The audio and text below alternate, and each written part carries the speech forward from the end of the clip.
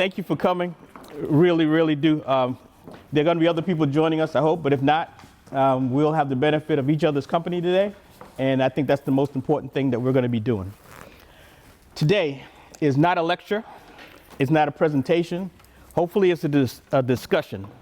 So we're really looking for your input, your questions, your interactions, your challenges, your experiences. If you feel free talking about it, we definitely want to talk about it here as far as it relates to tax-exempt organizations.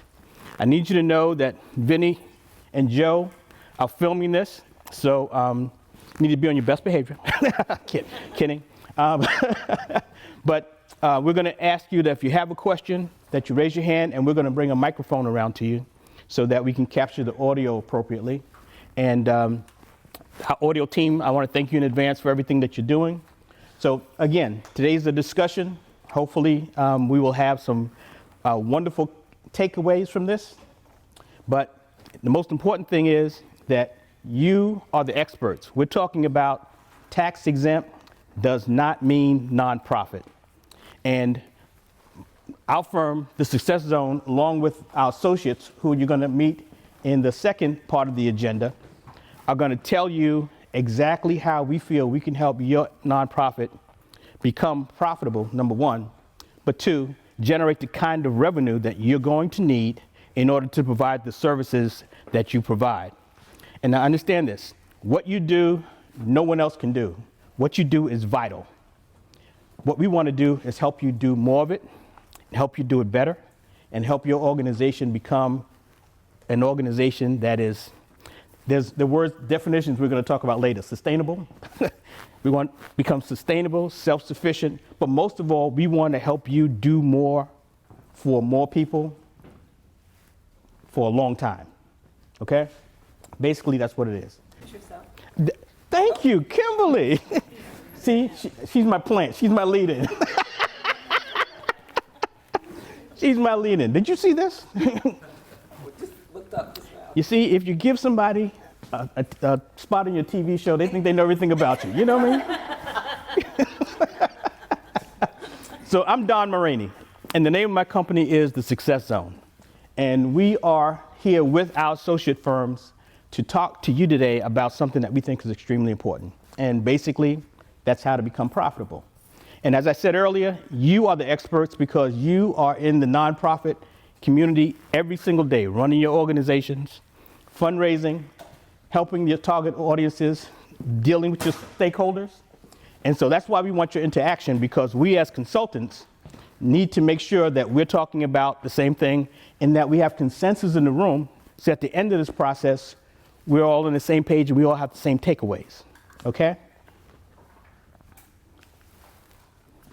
The name of this session is called CEO Sessions. The Success Group has put together over the years a bunch of courses. They're not training courses because people in business don't need training. They're more like guidance courses. Over the course of the years, we've come up with subjects that we think are really important. One of the things we're going to be talking about, I'm just going to go through that, is social entrepreneurship, which we're going to get to in the second segment. But this is why we're here. The objective: to engage not-for-profit thought leaders, you and we, in dialogue to change the mindset regarding nonprofit finances. And that dialogue is basically, in order to accomplish our missions and our purposes, we need to operate as any business entity would operate, with profitability as our focus. Now, two things I want to make sure that we notice in this section. There are two parts of this. Management and operations focused on profitability, but governance focused on value to stakeholders. In a while, I'm going to ask Kimberly to come up, but the reason I want to emphasize that, because in nonprofits, we have two aspects that need to be going in the same way. The board, the policymakers need to think profitability, but also the staff, the operations, the executive director needs to be thinking profitability, and those two components need to be on the same page when it comes to where we're going.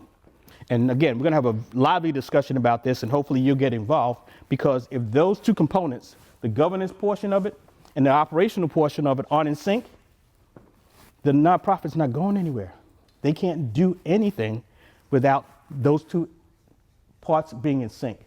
Kimberly and I called it dynamic balance. We'll talk about that in a while. But again, I want everyone to understand that the important part of this, which is why we wanted the board and the executive to be here today, is that we need to have a meeting of minds inside the organization about this change of mindset, about thinking about profitability, okay? And so with you as the experts every day, and we as the consultants to you experts, the question is, what makes us so smart that we think we can tell you what you're supposed to be doing? I've had two lives. One in Internal Revenue Service. I spent about 15 years there as an agent and manager with examinations and exempt organizations. And so I think I know a little bit about tax compliance as it relates to tax exempt organizations. I've done everything from deciding who was going to get a 1023 to auditing major corporations and universities in New York, which took 3-6 weeks, and auditing little organizations that took 3 to 6 hours. So, I mean, it's the whole spectrum.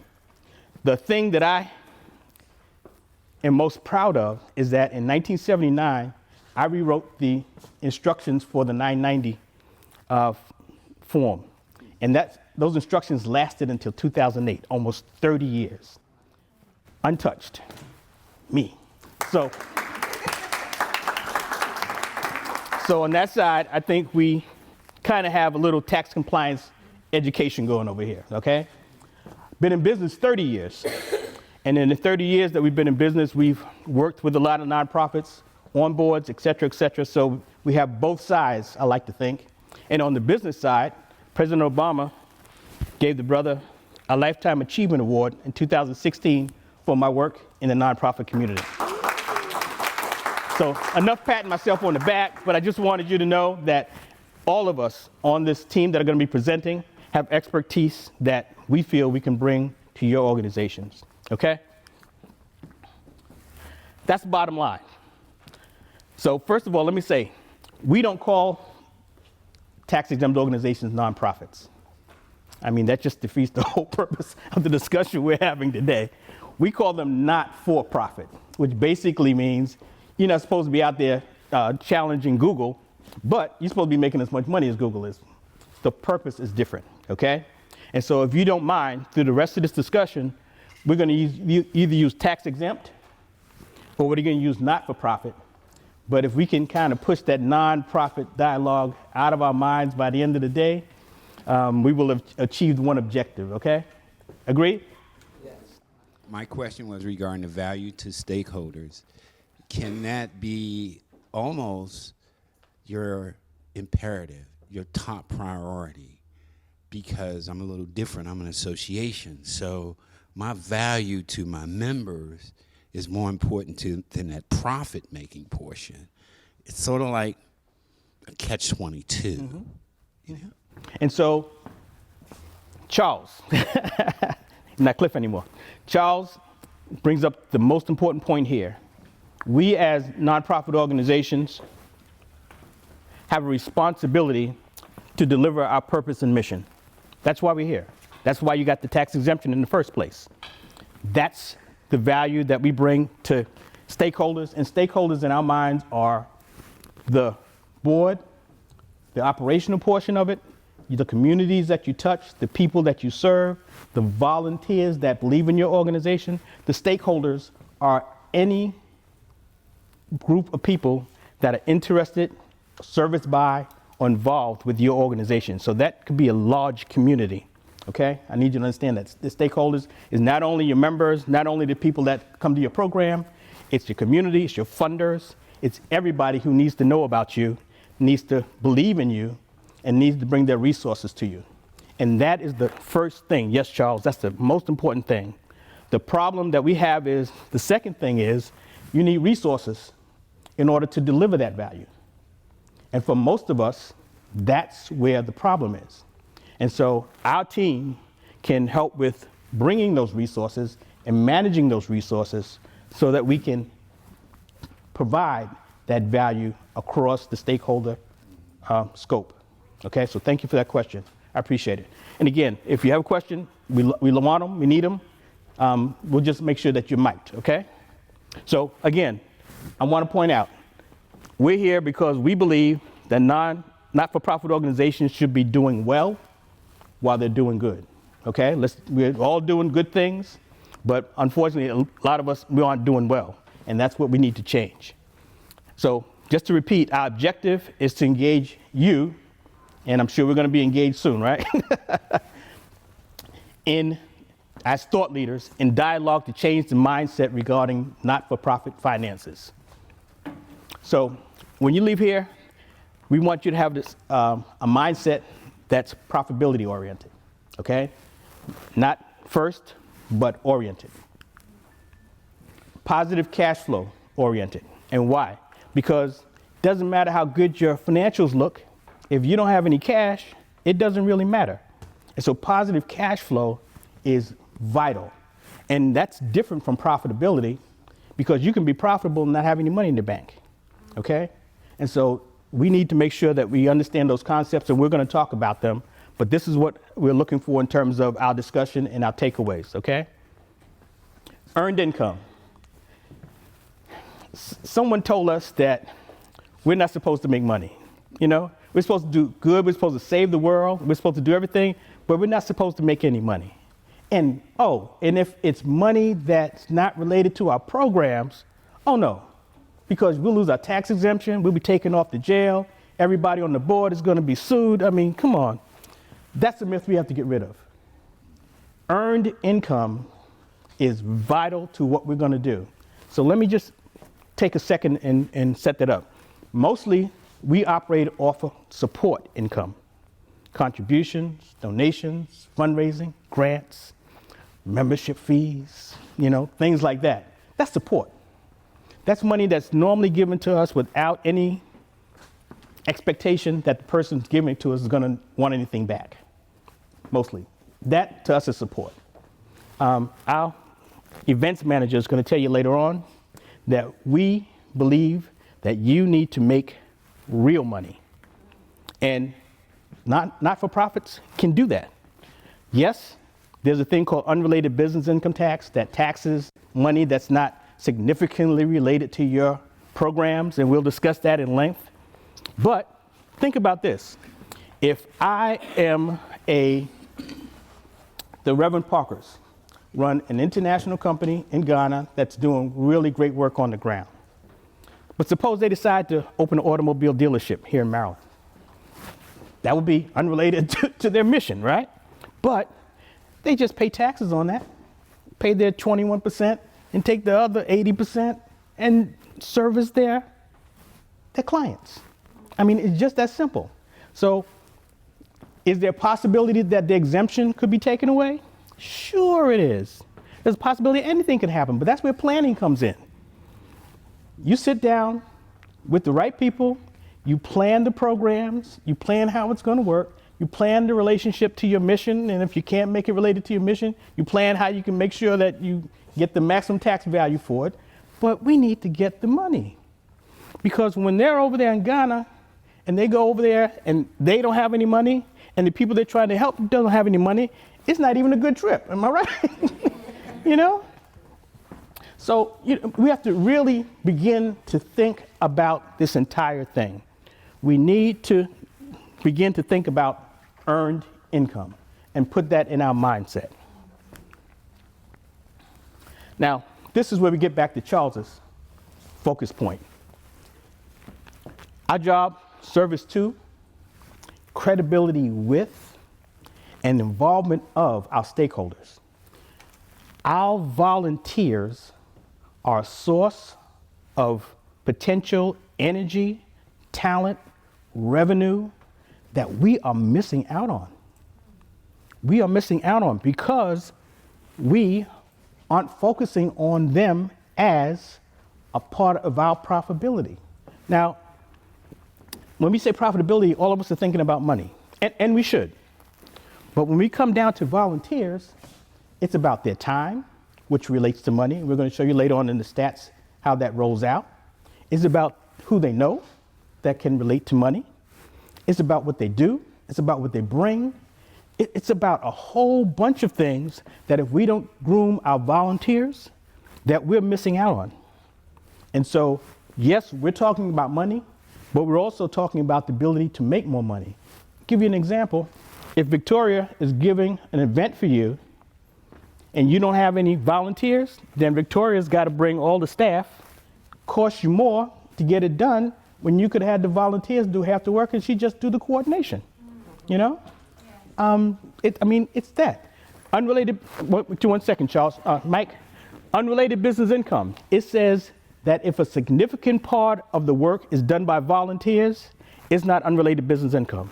So the automobile dealership that the Parkers open up, if most of the work is done by the volunteers, the millions of dollars they make is not unrelated business income, okay? IRS has an exception to everything. So we work where the exceptions are, okay?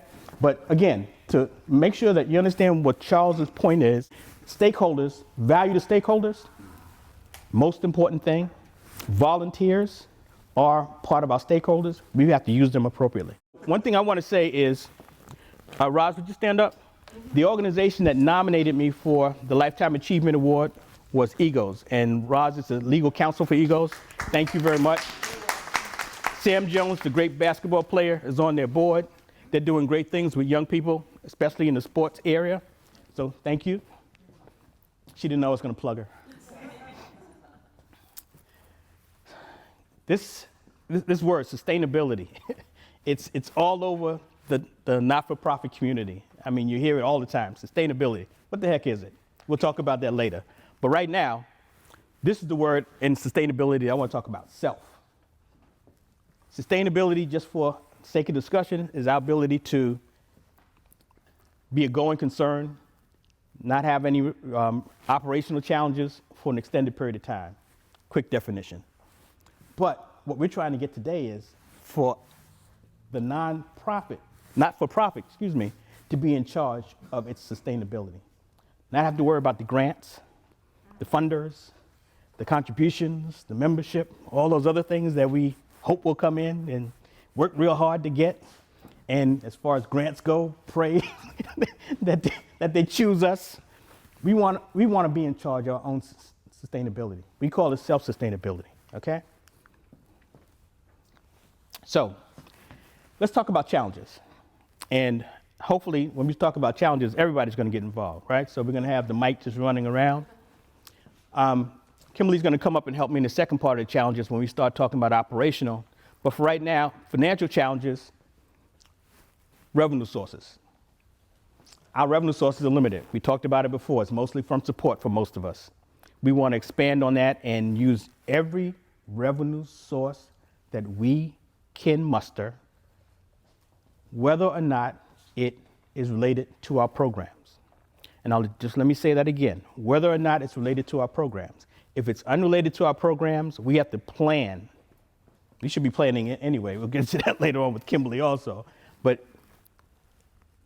just open your minds to, we need money from wherever we need to get the money. And although we've been told that we can't do this and can't do that and be tax exempt, let's put all that aside for right now. We need the money. Self-sufficiency. So sustainability and sufficiency are different in my mind. Sustainability is long-term. Sufficiency is to be able to support yourself, whether it's just for a day or not, but we should be self-sufficient. Sustainability is a longer concept in my mind. And we've got a brilliant attorney, Michelle, here, who will be helping us with the definition, so don't be shy, okay? Brilliant tax attorney. Capital. Now, economic capital, we know, that's money. But again, we put human capital, volunteers, in with capital because we really need you to think about that the volunteers are extremely important and they mean money. So let me just a quick example. I volunteer for an hour. It's $20. That's $20 that you got that you didn't have to spend anything for, that goes into your financial statements as $20 revenue and $20 expense. But still, when you give that financial statement to somebody, you got $20 more in your financial statement, and then someone gave you their time, talent, it's a win-win. It's a win-win. So we put human along with capital so that you can understand that we're talking about two things here, okay? Money and people. Strategic planning.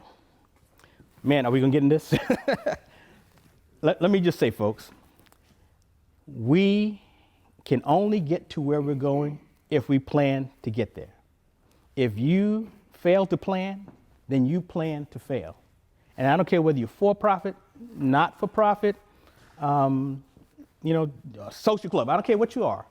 If you're not planning, you're not progressing. And so, and again, we're gonna spend some time on this, but I just wanna say the vast majority of us, and I don't need anybody to raise hands, do not have a strategic plan, number one. Those of us who do have a strategic plan aren't following it. And number three, those who have a strategic plan and are following it aren't updating it.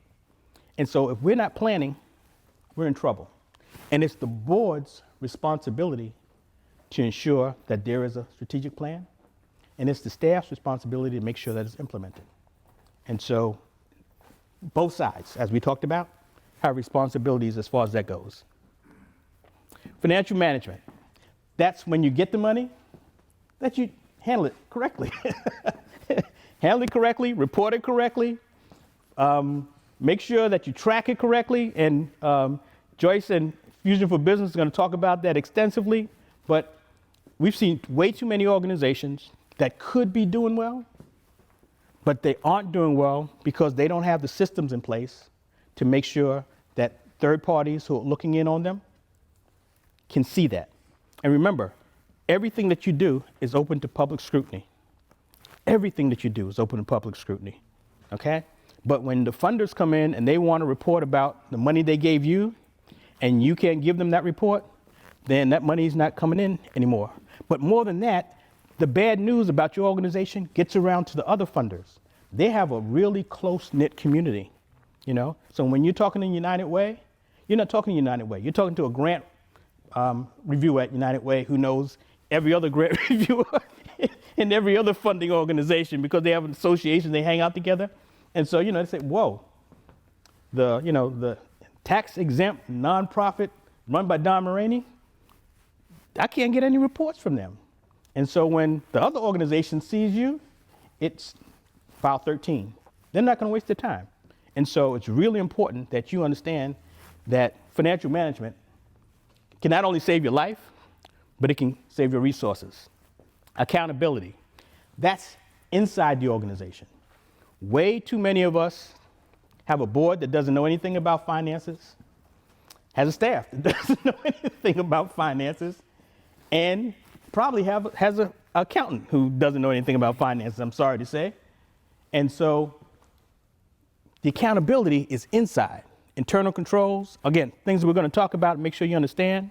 But again, I'm looking for buy-in from all of you as to whether or not you think these are financial challenges.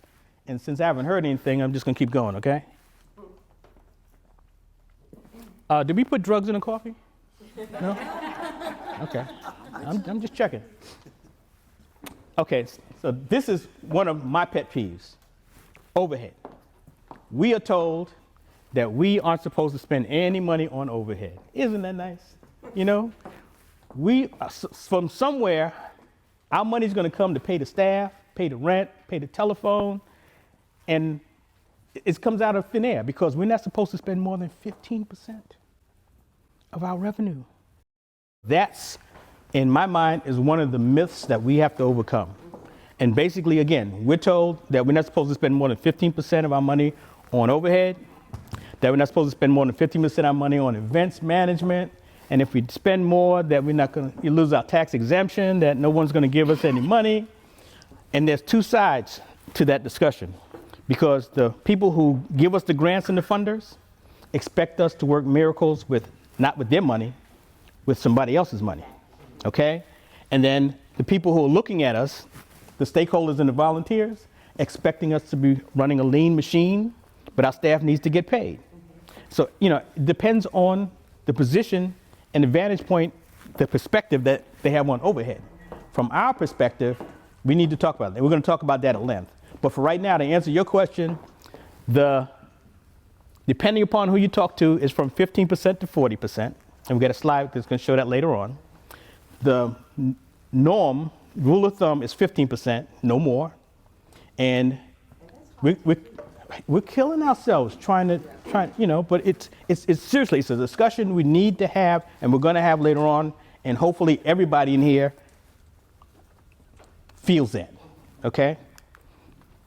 So, effective and efficient operations. And we put both of those in for two things. Efficient means we're using our resources intelligently, but effective means that we're putting them to work for the purposes that we have as missions.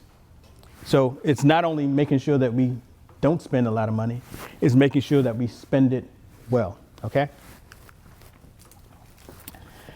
Brand, visibility, credibility. If nobody knows you,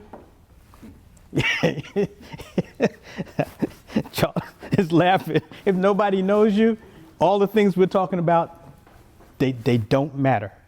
They don't matter. And as nonprofits, we think we're supposed to do our mission, but we forget that we have to make everybody know and love us and want to help us.